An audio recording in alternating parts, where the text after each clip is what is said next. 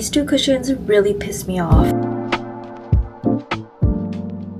Here's my brutally honest, no sugarcoated cushion foundation review from the best and worst cushion foundations in my opinion. In no way I'm trying to bash the brand, this is just my experience. Starting off with Jung's Skin Nuder cushion. This is supposed to be the top-rate cushion foundation because it's created by a well-known makeup artist, Jung, and this was probably one of the most expensive cushion foundations I've owned. I had very high expectations for this product. One thing unique about this is that it has a textured area on the pan where you can dab off excess foundation so you don't get too much product. This has 7 different shade ranges, unlike the usual 4 shades that many cushion foundations typically have. This cushion has medium to full coverage just as advertised, and it covers my redness and imperfections very well, and I can see why it might be a popular option, but from my experience, I absolutely despise this cushion foundation. Initially applies very smoothly, quickly develops a cakey feel to my skin. Now before you jump into conclusion and suggest that I didn't skin prep well, I take great precedence in skin prep. So I tried everything. I tried different primers, different moisturizers, exfoliation, everything. I tried this 5 times, 6 including this video, before I came to the conclusion that this cushion foundation just wasn't for me. I was in denial at one point. Each time I tried it, I was like, this time it's gonna be different, this time it's gonna be different. It's finally gonna work for me, but no. How does it feel and what is the finish? Why I didn't like it is because of how it felt on my skin. It felt sticky and very tight. I wouldn't necessarily say that it feels heavy. It feels very uncomfortable. You know, like the feeling where you use a very harsh face wash and it strips your face out of its natural oil. That's what it felt like. It felt like my face was getting tighter and tighter. Do admit it delivers a lovely finish, seamlessly mimics the natural look of your skin, but that was only right after application, like 5 minutes after. In about 30 minutes, starts to look like a complete mess. I don't think I've seen any negative reviews about this product except for one review that explained it to the T of how I felt about this cushion. I almost thought I wrote that review, so I had to double take it. So transfer wise is a huge pro. Basically stays intact, but the only thing is the cakiness. Dewy and glowy cushion foundations rub off easily, and if you touch your face you can see a noticeable fingerprint mark, but for this one it had none of that, so I can see why people love this product.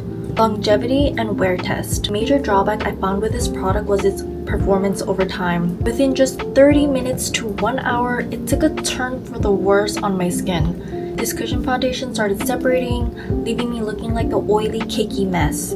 Also emphasized every pore and texture. Almost felt like it was sinking into my skin versus blending into my skin. I couldn't even wear this for more than 2 hours, and I didn't even want to do a wear test because of how bad it looked after 1 hour. After filming this video of my application, I went to dinner and all I could think about was, I want to take this makeup off, I want to take this makeup off, because it just felt so tight and uncomfortable. I think there's more positive reviews versus bad reviews, so it's such a shame that this product didn't work for me. Now on to Banila Co.'s Covericious Ultimate White Cushion Foundation with its marble-like packaging.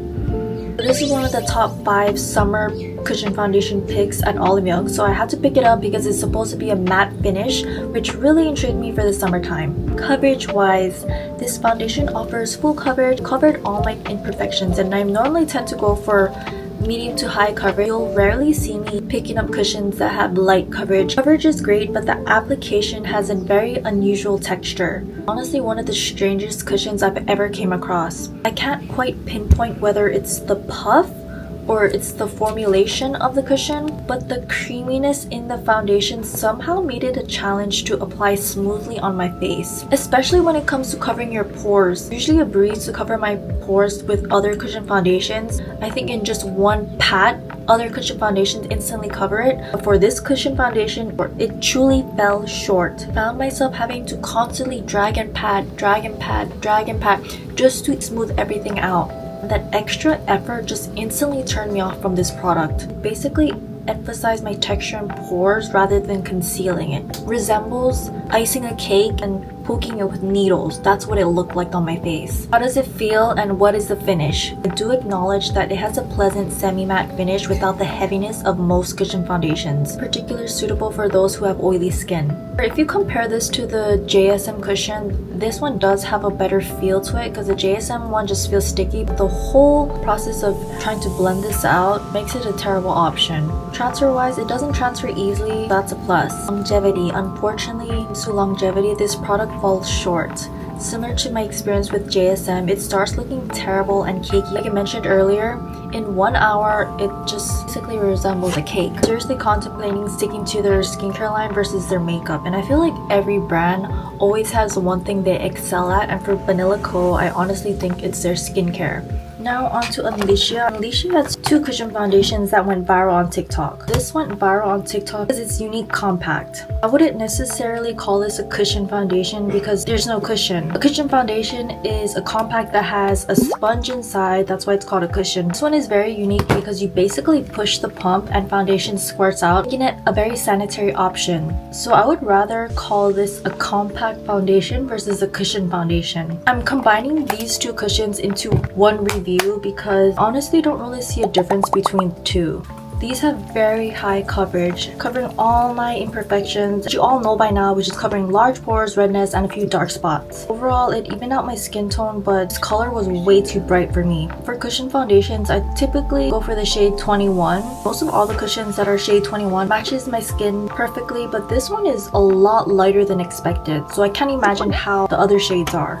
So for the packaging, press on the pump, it squirts out in circles, so it does spread out pretty difficultly with uneven distribution, so you might have to control the amount you're putting on your face because it can be a lot and cakey. Transfer wise, it transfers very easily. That's the major drawback, but for most glowy finishes, it's probably inevitable. Definitely made my skin look deeply moisturized, and it stays true to the claim of giving you glowy skin, but after the 4-hour mark, it starts to settle into your crease and slowly separates, but not as bad as the first 2 cushions. This is a bit too glowy for me, so I'm not a huge fan. I would compare this finish almost to the Clear High Glow Cushion Foundation. Enough of the negative cushion talk, now let's move on to some positivity.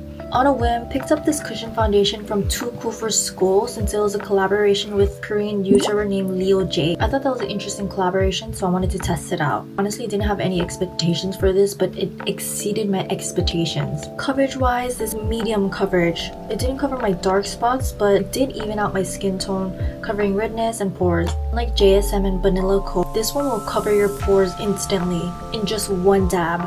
And that's what a cushion foundation should do. How it feels on the skin and the finish.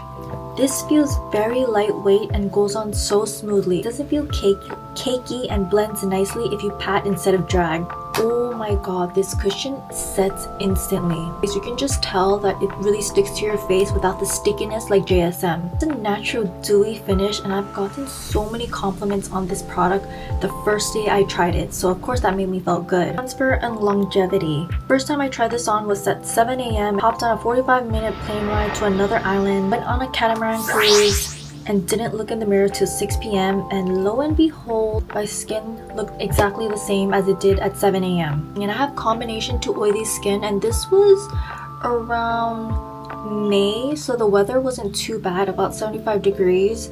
My foundation application still just looks so flawless, and I was amazed and I was sold on this product. This is the only cushion foundation where I repurchased several times and used all the refills. It's a bonus that it comes with a travel size as well. I highly recommend this if you have combination skin, and it's such an underrated cushion. Last but not least is TIRTIR's Red Mask Fit Cushion, which is insanely popular in Japan. It's probably one of the best-selling cushion foundations in Japan, despite being a Korean brand. To be honest, this cushion foundation was actually gifted to me from the company. I had very low expectations of this brand because I've never heard of it in Korea, but I just decided to give it a try. Ended up being my favorite cushion foundation. Coverage. This cushion has a high creamy coverage that conceals all my imperfection, but I noticed it didn't cover my huge cystic pimple. It has a semi-matte finish, not too glowy and not too matte. How does it feel on the skin? This doesn't feel sticky, nor does it feel velvety matte. It's advertised as semi-matte, which stands true to their claim. But it gives me a nice dewy glow, but I noticed it looks a lot better when you pair it with their primer. I know some people say primer is useless and it's not necessary, but for me it's absolutely necessary. Transfer wise, this has one of the best lasting power out of all the cushions. Similar to Too Cool for School. Of course I like Too Cool for School better because I like the finish a lot better.